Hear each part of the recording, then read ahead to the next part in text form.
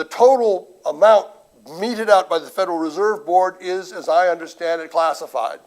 It can also offer guarantees. It doesn't give any money. It just guarantees that the money's there if you go broke. When you add up the guarantees and the Federal Reserve Board loans to, for example, AIG, which used to be the premier Dow 30 insurance company in the world. 10 years ago, it was rock steady, the most stable insurance company on the face of this planet. Now it's broke, and it's sucking in about $60 billion a quarter to cover for its derivatives. When you add up all of those payments by the Fed and all those guarantees by the Federal Reserve Board, in addition to Treasury, it's $9.7 trillion since last September. They'll tell you that the budget deficit for the fiscal year that just ended in October was a few $100 billion, but it's really $10 trillion.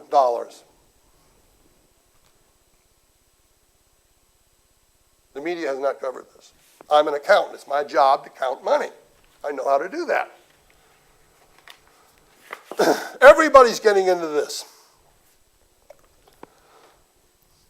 On November 7th, 2008, on the National Public Radio program, All Things Considered, they talked about a school board in Wisconsin. The biggest town in the county is Kenosha. I think it was the Whitefish School Board. I have the transcript of this discussion. They didn't realize that they were using their AAA bond rating to borrow money to cover for the derivatives of triple B corporations. They couldn't get the money here. The money came out of a bank in Ireland that was really a subsidiary of a German bank. Okay?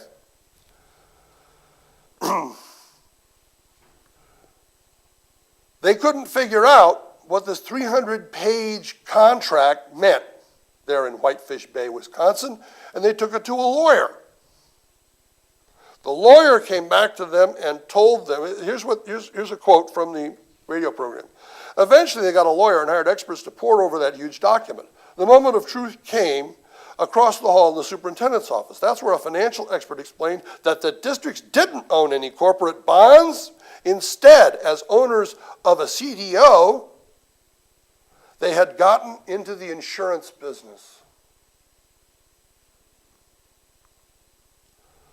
The school boards had been insuring part of a pool of dozens of bonds. If the bonds in the pool were doing okay, then so was the investment. But if just 8 companies in that pool defaulted, Whitefish Bay would lose all its money. They put $35 million into this to get a slightly higher return for their teachers' pension fund and teachers' health, specifically the health benefits of that pension fund. This is a bankruptcy credit notice, event notice on Washington Mutual, said one of the members of the board. It means we are one default closer to falling off that cliff. Sounds like Orange County, California, 15 years ago. There are nations that are broke. Iceland, Latvia. There are countries that are close to being broke. Ireland, Hungary. Nations are going broke over this.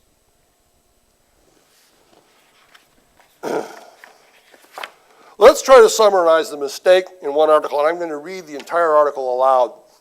A mountain overloaded. How risk models failed Wall Street and Washington, by Mr. James K. Rickards.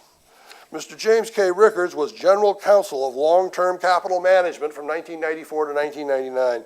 He works for Omnis, Inc., a McLean consultant on national security and capital markets. This is the chief lawyer for the defunct long-term capital management set up by the Nobel Prize winners to make riskless money for their big clients, and you had to have $10 million to walk them through the door. And they did make 40% a year in their first year and their second year. The third year, the whole $1 trillion in notational value went bang.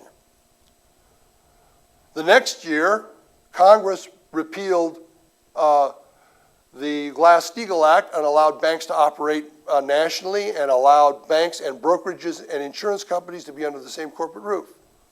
A year later, they took away any regulation of privately traded derivatives. No one took any significant action on long-term capital management, but let's listen closely to what the chief lawyer said in the Washington Post on October 2nd, 2008, page 823, after everything had blown up. Crooked mortgage brokers, greedy investment bankers, oblivious rating agencies, and gullible investors have all been faulted in the financial crisis, and there is bipartisan agreement that regulators were asleep at the switch. It's all well and good to call for substantial new oversight, but if regulators were oblivious to the danger, the question is why? In the case of Fannie Mae and Freddie Mac, the answer seems easy. Their massive lobbying machines thwarted every legislative attempt at reform.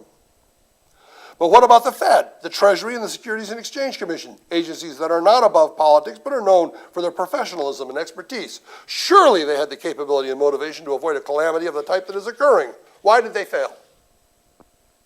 The problem is that Wall Street and regulators relied on complex mathematical models that told financial institutions how much risk they were taking at any given time. Since the 1990s, risk management on Wall Street has been dominated by a model called the value at risk, VAR. VAR attributes risk factors to every security and aggregates these factors across an entire portfolio, identifying those risks that cancel out. What's left is net risk that is then considered in light of historical patterns. I want to stop here for a second. This is explained in gruesome, shocking detail by Bookstaber in his book, A Demon of Our Own Design. The model predicts with 99% probability that institutions cannot lose more than a certain amount of money. Institutions compare this worst case with their actual capital, and if the amount of capital is greater, sleep soundly at night. Regulators, knowing that the institutions use these models, also sleep soundly. As long as capital is greater than the value at risk, institutions were considered sound, and there was no need for hands-on regulation. Lurking behind the models, however, was a colossal conceptual error. This is the lawyer for Nobel Prize-winning economists saying this. Lurking behind the models, however, was a colossal conceptual error. The belief that risk is randomly distributed and that each event has no bearing on the next event in a sequence. This is typically explained in a coin toss analogy.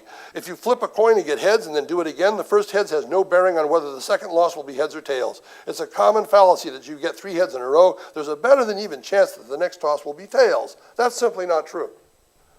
Each toss has a 50-50 chance of being heads or tails. Such systems are represented in the bell curve, which makes clear that events of the type we have witnessed lately are so statistically improbable as to be practically impossible. This is why markets are taken by surprise when they occur. I want to interject a footnote here. AIG offered derivative insurance to some of their clients, some of their corporate clients, because they were so sure they'd never have to pay any of this off. It was so improbable they could give it away as a freebie. And they gave away tens of billions of dollars of derivative insurance, and it all collapsed at once. Going back to what Rickards is saying. But what if markets are not like coin tosses? What if risk is not shaped like a bell curve? What if new events are profoundly affected by what went before? Both natural and man-made systems are full of the kind of complexity in which minute changes at the start result in divergent and unpredictable outcomes. These systems are sometimes referred to as chaotic, but that's a misnomer. Chaos theory permits an understanding of dynamic processes. Chaotic systems can be steered toward more regular behavior by affecting a small number of variables. But beyond chaos lies complexity that truly is unpredictable and cannot be modeled with even the most powerful computers. Capital markets are an example of such complex, dynamic systems. Think of a mountainside full of snow. A snowflake falls, an avalanche begins, and a village is buried. What caused the catastrophe? The value at risk crowd focuses on each snowflake and resulting cause and effect. The complexity theorist studies the mountain.